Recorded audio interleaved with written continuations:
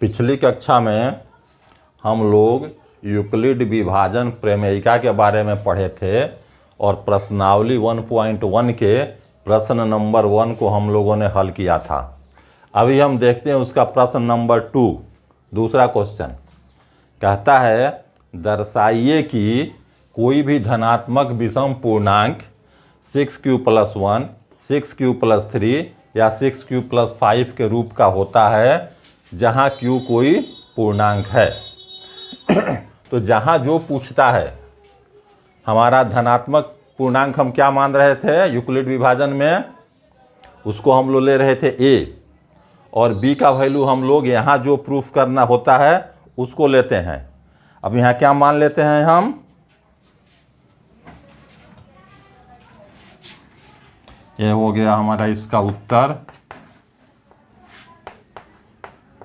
माना कि a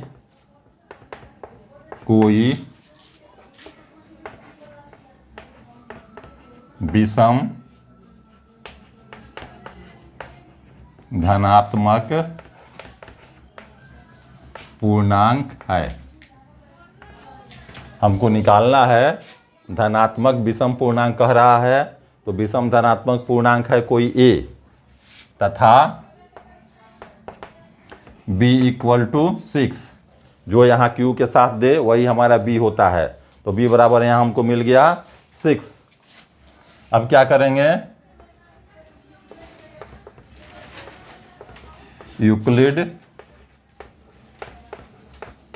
विभाजन प्रमेयिका से, यूक्लिड विभाजन प्रमेयिका का प्रयोग हम लोग करते हैं तो क्या मिलता है, ये क्या कहता है, ये कहता है हमारा BQ+R। यहाँ क्या है ये, और साथ में क्या कहता है 0 < R B। अब इन वैल्यू को हम पुट करते हैं यहाँ, तो क्या मिलता है हमारा ये A = 6Q+R। ये 0 < R 6। b का वैल्यू हमारा क्या है यहाँ पर 6 है, इसलिए यहाँ b के जगह पर हमने रख दिया यहाँ पर 6।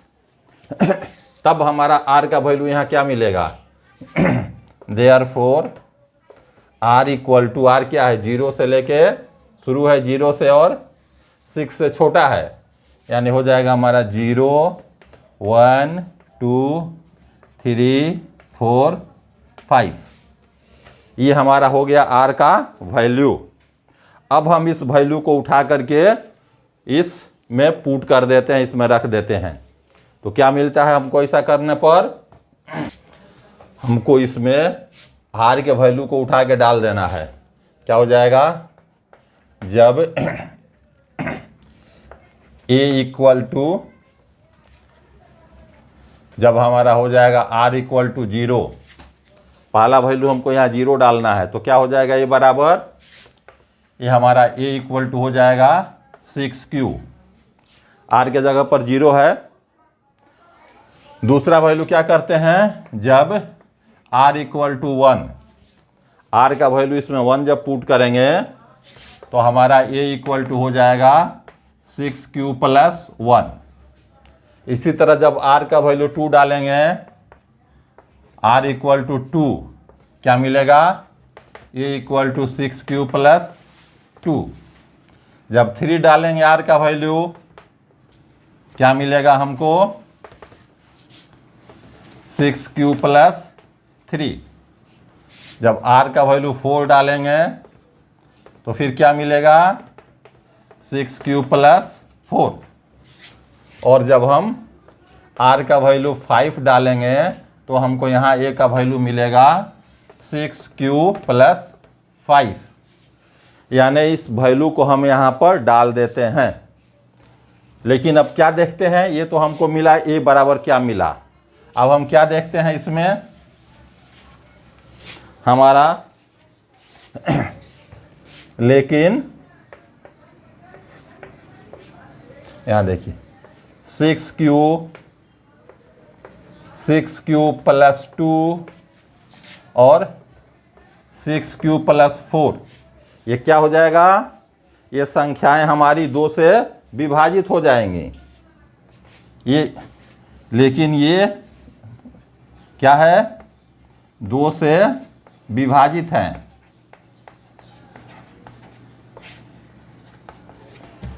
ये संख्या 2 से विभाजित है, और जो 2 से विभाजित है उसको हम क्या कहते हैं? सम संख्या कहते हैं। इसलिए क्या हो जाएगा ये? अतः यह संख्याएं सम संख्याएं हैं।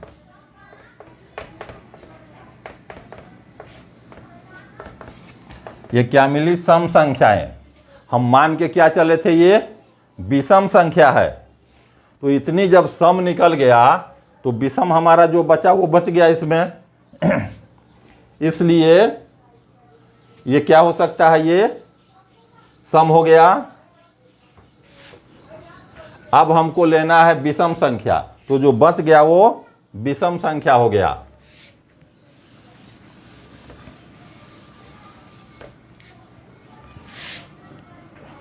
अतः शेष 6 प्लस 1, 6 प्लस 3, 6 प्लस 5 विषम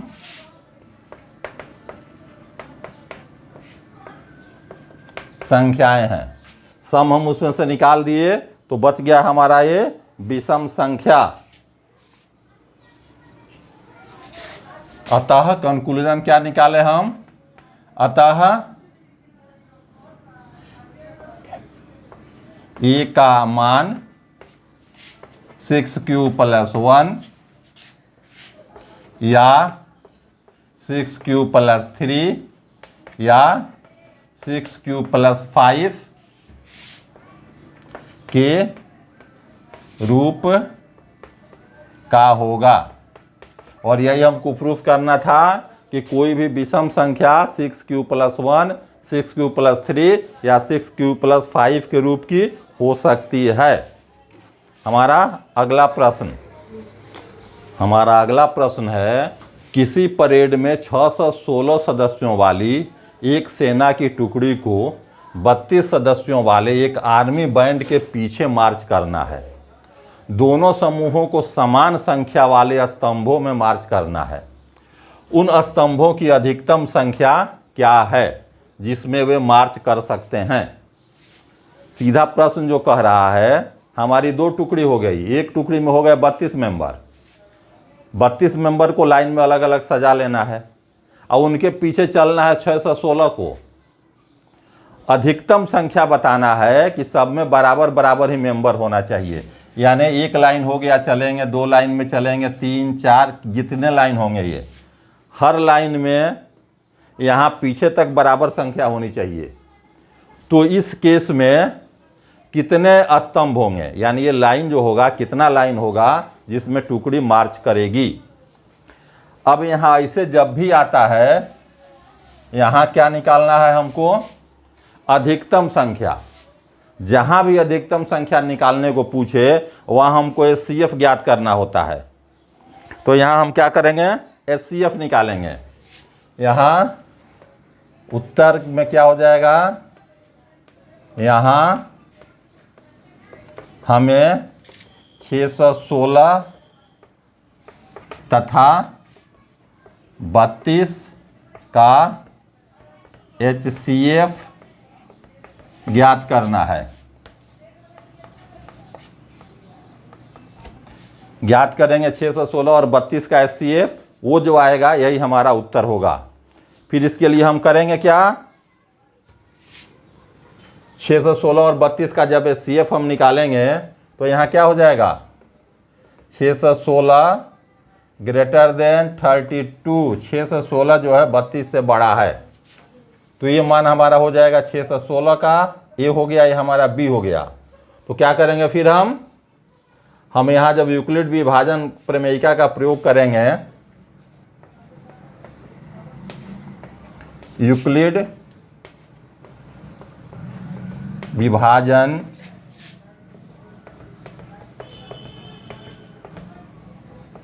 प्रमेयिका का प्रयोग करने पर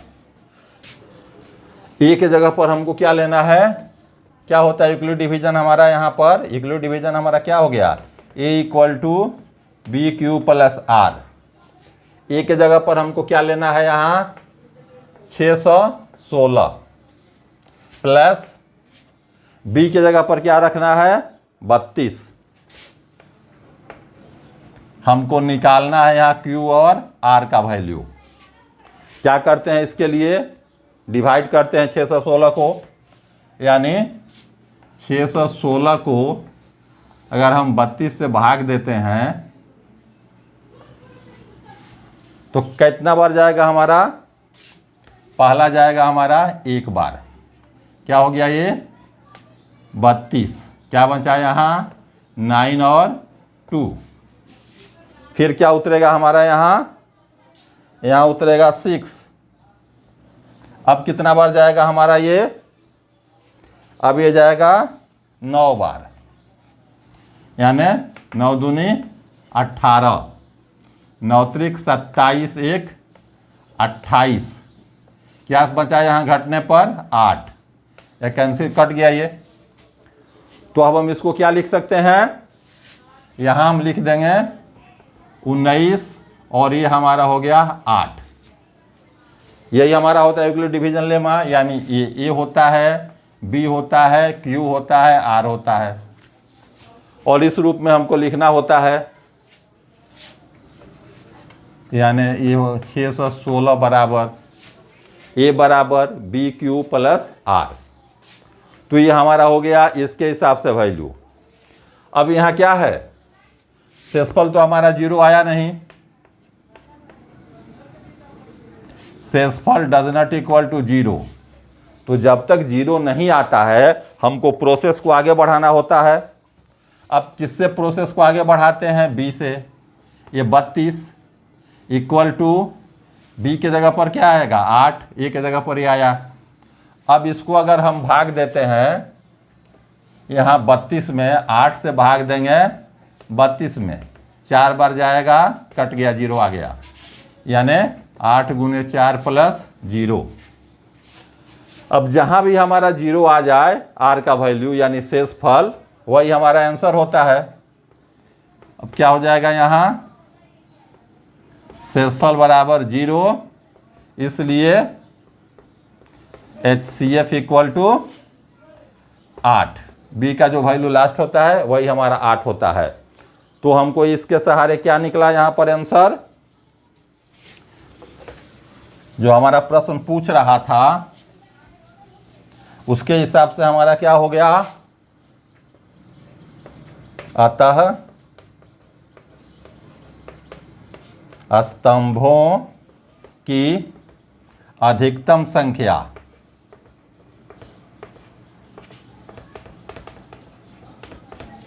इक्वल टू 8, यही हमारा आंसर हुआ। यानी अधिकतम संख्या 8 होगी और उसी 8 लाइन के पीछे हमारी दोनों टुकड़ी मूव करेगी। हमारा अगला प्रश्न है, यूक्लिड विभाजन प्रमेयिका का प्रयोग करके दर्शाइए कि किसी धनात्मक पूर्णांक का वर्ग किसी पूर्णांक m के लिए 3m या 3m+1 के रूप का होता है। अब हम बनाएंगे तो क्या करते हैं, यहाँ पहला क्या मानते हैं, a मानते हैं या x मानते हैं, जिसको भी हम मान लें। जैसे यहाँ हो गया हमारा, माना कि x कोई धनात्मक पूर्णांक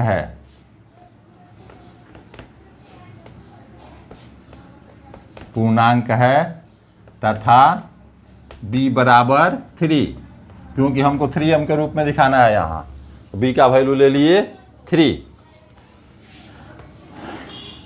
अब क्या करेंगे, हमारा यूक्लिड विभाजन प्रमेयिका से। यूक्लिड विभाजन प्रमेयिका हमारा क्या होता है, A equal to B Q plus are.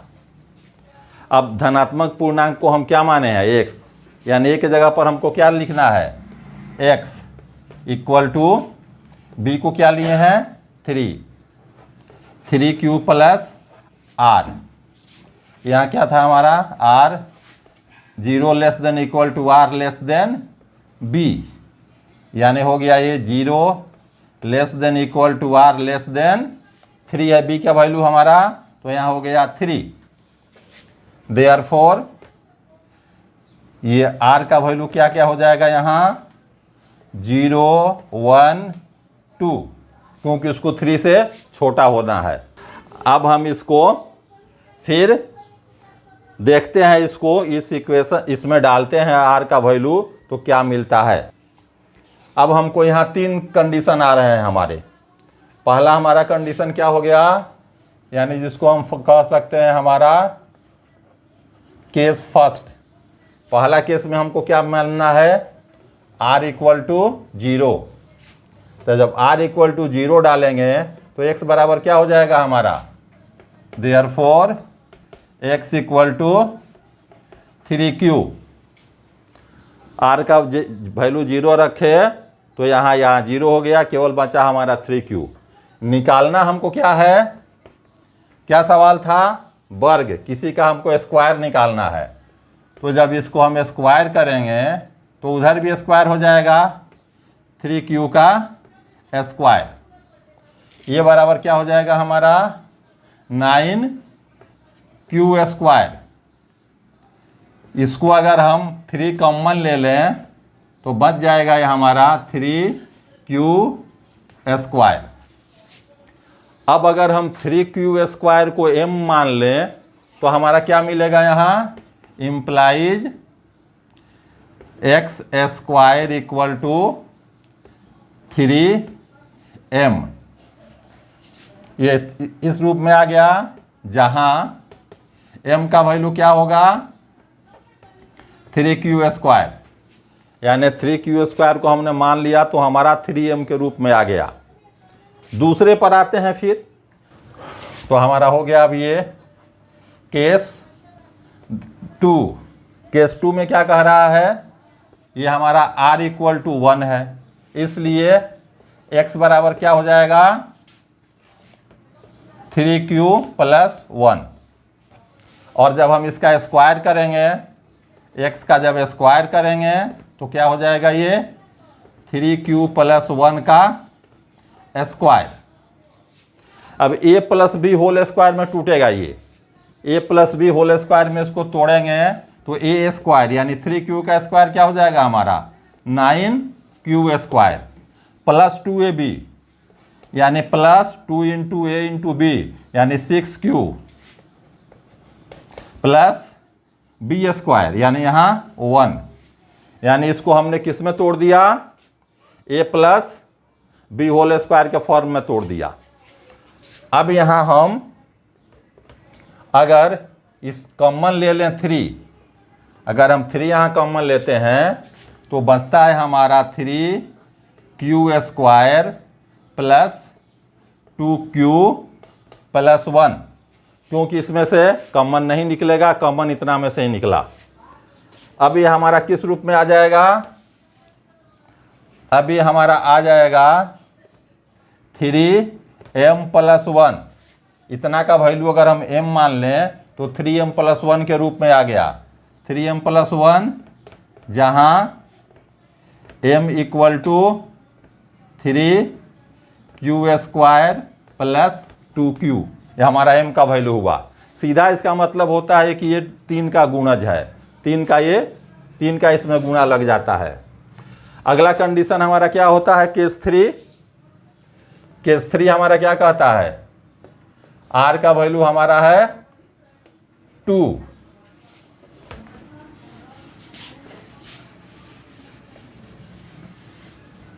r का वैल्यू हमारा 2 है, तो यहाँ क्या हो जाएगा 3q प्लस 2 स्क्वायर। इसका जब हम करेंगे यानी x स्क्वायर ये बराबर हो जाएगा 3q प्लस 2 का स्क्वायर। फिर a plus B whole square में इसको तोड़ेंगे, a स्क्वायर यानी 9q स्क्वायर, 2ab माने 2 इंटू 3 6 इंटू 2 12, यानी हो गया ये 12q प्लस 2 का स्क्वायर 4। इसको फिर हम लिख सकते हैं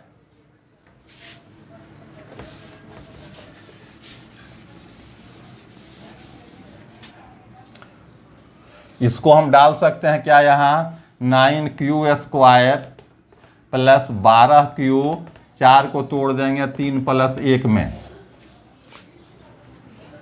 अब यहाँ क्या आएगा हमारा, अब इसमें से अगर हम 3 कॉमन ले लें तो हमको क्या मिलेगा, यहाँ 3 अगर हम कॉमन ले लिए तो 3q square 3q square plus 4q plus 1 3 का, और ये मिला हमारा प्लस 1।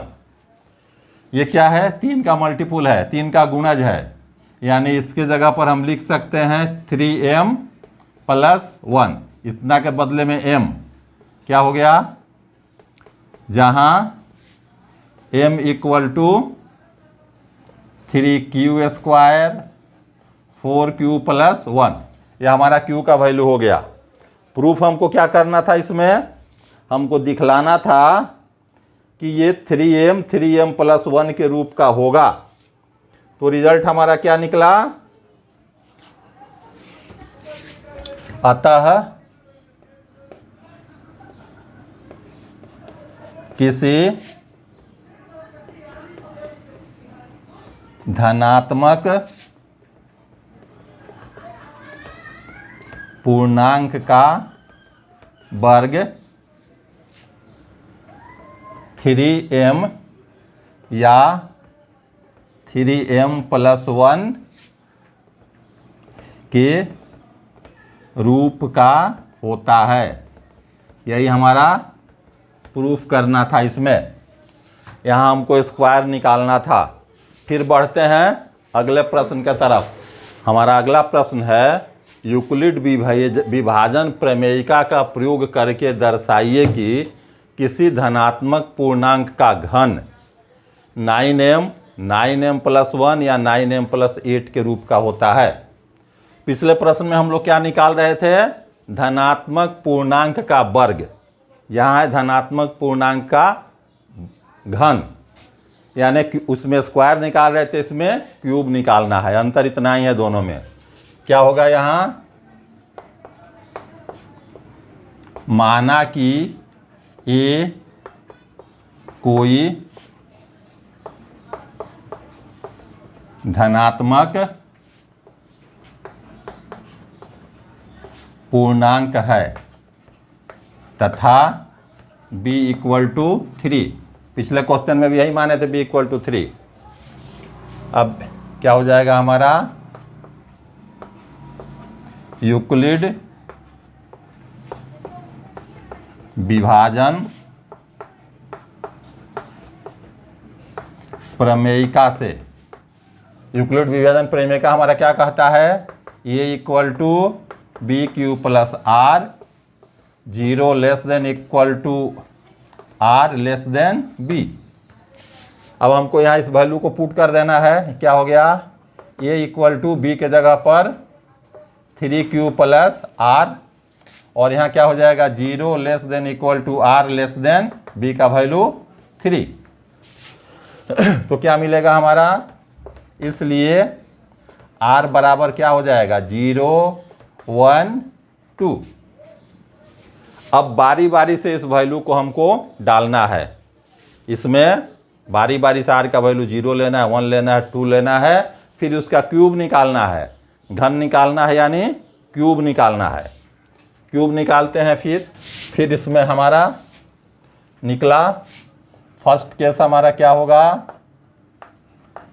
जब r इक्वल टू 0, जब r इक्वल टू 0 हमारा होगा तो ये बराबर क्या हो जाएगा 3q।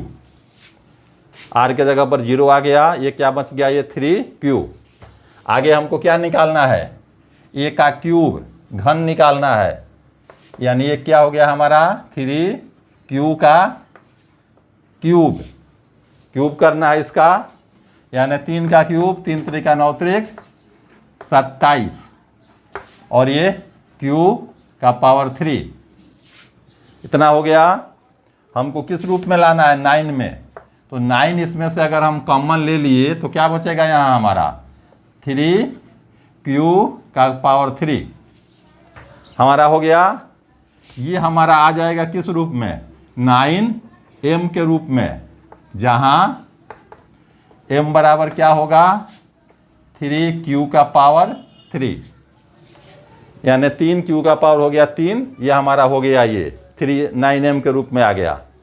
दूसरा केस हमारा क्या है, केस नंबर हमारा 2 क्या कहता है, जब r इक्वल टू 1 तो क्या हो जाएगा हमारा a equal to 3q plus 1। अब जब इसका हम क्यूब करेंगे, यानी a क्यूब बराबर क्या हो जाएगा ये 3q प्लस 1 का क्यूब, ये हमारा किस में टूटेगा a plus b whole cube में। तो ये हमारा हो गया a क्यूब बराबर a का क्यूब किए तो 3q प्लस 1 का पावर 3 हुआ, टूटेगा हमारा a प्लस b क्यू के फॉर्म में। तो a प्लस b क्यू क्या होता है a cube plus 3a square b plus 3ab square plus b cube. a cube हमारा क्या हो गया यहाँ 27q का पावर 3 3 त्रिका 9 त्रिक 27 प्लस 3 इंटू ए स्क्वायर बी क्या हो गया 3q स्क्वायर हो गया, ये इसमें 3 से मल्टीप्लाई हो गया, क्या हो गया ये 9q स्क्वायर 3 त्रिका 9 त्रिक 27q स्क्वायर। अगला 3ab square a 3q b1 और फिर इसको 3 से मल्टीप्लाई किए, यानी प्लस 9q प्लस 1 का क्यूब 1। अब हम जब इसको क्या लेंगे, इसमें से हमको कॉमन क्या लेना है 9 अगर हम इसमें से कॉमन लेते हैं तो क्या बचता है ये 3q का power 3 plus 3q square plus q plus q, इतना ही बचा हमारा ये। और ये हमारा क्या हो गया, यहाँ क्या रहा प्लस 1। अब ये किस रूप में आ जाएगा हमारा 9m प्लस 1 क्या हो जाएगा यहाँ पर,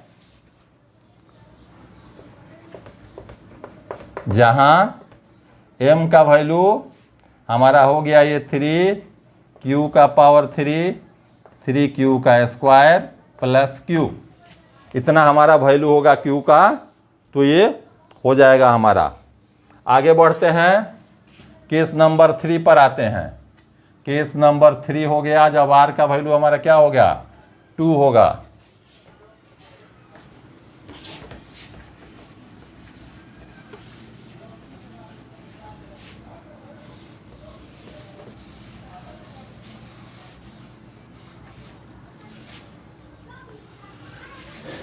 ये हमारा हो जाएगा जब वैल्यू 2 होगा तो 3q बाई प्लस 2, a का क्यूब करेंगे यानी 3q प्लस 2 का क्यूब, ये बराबर क्या हो जाएगा a क्यूब, यानी 27q का पावर 3 प्लस 3a स्क्वायर, यानी पहले a स्क्वायर का क्या वैल्यू हो गया 9q स्क्वायर, ये 2 9 दूनी 18 18 तिया 54, ये हो गया। चलिए यहाँ लिख देते हैं आराम से। पहला हो गया हमारा 3 इंटू ए स्क्वायर के जगह पर 3q का स्क्वायर इंटू b के जगह पर 2, क्या हो गया 3a² b। आगे क्या आएगा प्लस 3ab², a के जगह पर 3³ अब b के जगह पर 2 का स्क्वायर प्लस b का क्यूब यानी 2 का क्यूब, यानी किस में टूटा a³ 3a² b plus a² b plus 3ab² plus b³ अभी हमारा कितना आ जाएगा यहाँ 27 का पावर 3 प्लस यहाँ देखिए इसका स्क्वायर क्या हो गया 9, 9 त्रिक 27, 27 दूनी 54, यानी हो गया ये हमारा 54³ का स्क्वायर प्लस फिर यहाँ देखें 3 त्रिका 9 और ये 2 का स्क्वायर होना है 4, 9 चौका 36, 36³ प्लस क्या हो जाएगा 2 का क्यूब 8 प्लस से हो गया हमारा 8। अब अगर हम इसमें से 9 कॉमन लेते हैं तो क्या बचता है यहाँ, ये हमारा हो गया 9 कॉमन लिए 9 तो 3 का पावर 3 बचा, ये 9 छक 54, 6 9 चौका 36, 4 प्लस 8। अब हमारा ये क्या हो जाएगा 9, इतना को अगर हम क्या मानते हैं m तो 9m प्लस 8, जहाँ m का वैल्यू क्या है m इक्वल टू है 3q का पावर 3 प्लस 6q का स्क्वायर प्लस 4q, ये हमारा वैल्यू हो गया m का। तो क्या देखते हैं 3 बार में हम क्या देखें, किस रूप में देखें हम, अतः किसी धनात्मक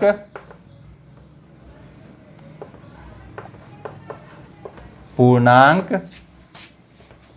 का घन, क्यूब निकालना है, किसी धनात्मक का पूर्ण घन क्या होगा हमारा 9m, ये 9m प्लस 1 या 9m प्लस 8 के रूप का होता है।